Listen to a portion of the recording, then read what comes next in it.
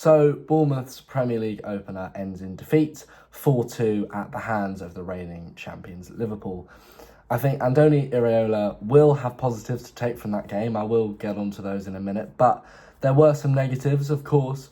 Conceding 4 is never good, but also the nature of those 4 goals. I think majority of them were preventable. Obviously, for the first one, Diakite's not kept track of Ekitike, and Senesi just needs to be a little bit firmer in his tackle. I thought Senesi had a tough game.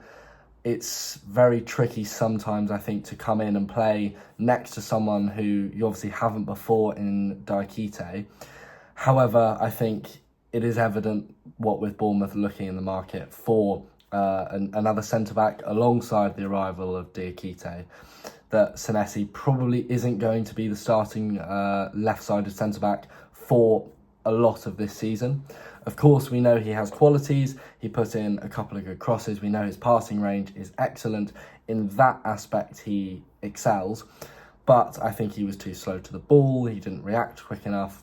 And that did give off the perception that we were being too nice, too respectful of Liverpool. They were able to sort of run in these parallel lines to the edge of the penalty area, which I'm sure Iraola, watching back, will be quite disappointed with. Along with this, we had sort of a lack of creativity coming from midfield, in my opinion. I think Tavernier struggled. Alex Scott had sort of a 20-minute spell where he looked really, really promising, then got subbed off, I think possibly at the wrong time. And also with Hamad Traore coming on, again, struggled to really stamp his print on the game. Also, rather bizarrely being played out on the left wing, exclusively in pre-season. We've seen him play in the 6 and 8 and a little bit in the 10, but never on the wing. So that was a little bit of a surprise. But also, we do know that the club are working on winger signings. We didn't have Dango Ouattara, Luis Sinisterra, but it looks as though Ben Doak will be the next name through the door. I mean, Adley is still linked with the club, and there are also rumblings of young Osorio. Therefore, it does all point to the fact that when Wolves come on down to Dean Court, Bournemouth will be in a better spot. I thought Tyler Adams was excellent. You know, he really runs that midfield. He puts himself about well. And against teams that are going to dominate possession sometimes against Bournemouth, Tyler Adams is the perfect player to have to go in, win it back. But also, and it's something which I've highlighted before, his ability to actually keep the ball after he wins it is part of what makes him so invaluable to have as a part of the team.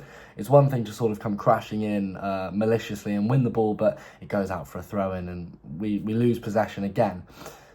Tyler Adams wins the ball, is able to get strong and also find a short pass to sort of maintain possession and secure the ball for Andoni Iraola's side. Now, in my preview video, I did say that I really wanted to see David Brooks and Adrien Truffert on the left side, and that is exactly what Iraola gave us. I said, obviously, the connection between Brooks and Truffert just makes sense.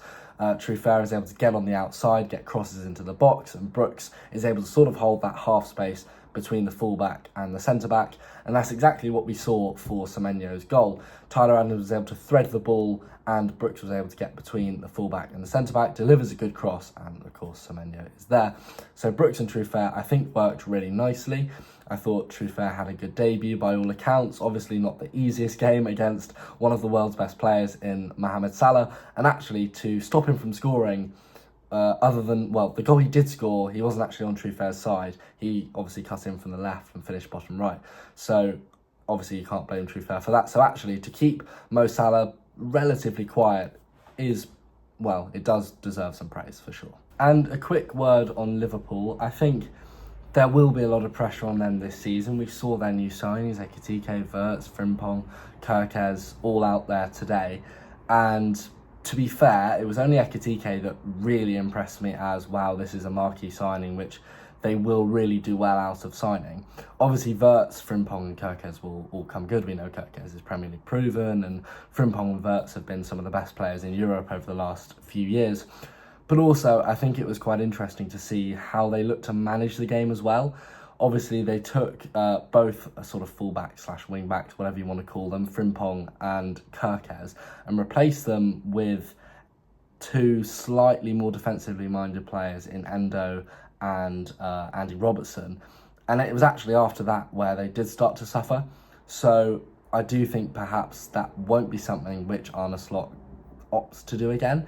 It might have just been a fitness managing minutes, but it did surprise me when Kerkez and Frimpong both went off the pitch. But having said that, there was a positive from a Bournemouth perspective. Liverpool did put on Joe Gomez to specifically come in and play as a right back, and moved Endo into midfield. That was after, I think it was the first goal, after David Brooks had obviously done so well. So they did bring on Gomez almost to specifically mark Brooks. So it does show that Bournemouth are really able to cause these big teams some proper problems. Brooks and Truffert on the left meant Antoine Semenyo was on the right against ex-teammate Milos Kerkez. And for me, the Hungarian did just seem to let the fixture get to him a little bit. He seemed very over the top and sort of lost his head a few times. We saw him absolutely wipe out his former captain, Adam Smith, and also put in some pretty risky challenges on Semenyo. But on the whole, Antoine dominated, kept Kerkez at arm's length, put him on the floor a few times, and actually had a really successful game. Now, the game was obviously tarnished by the racial abuse that Antoine Semenyo received, both in the game and after the game. Semenyo took to Instagram to share some of the comments that he did receive, and it is quite a shocking situation for Semenyo both to have to deal with, but then also to have to continue playing the majority of a football match, and a high-pressure football match too, the Premier League opener. You know, there's so much for him to deal with, regardless of the racial abuse.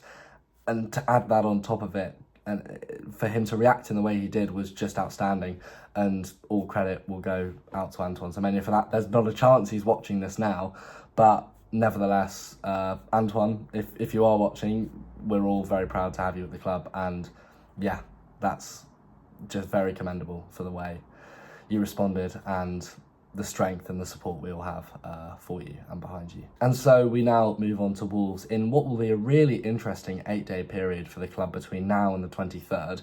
Dango Ouattara will probably have left, as will Luis Sinisterra. And could we have some incomings? As I've previously mentioned, Ben Doak, Amin Adli.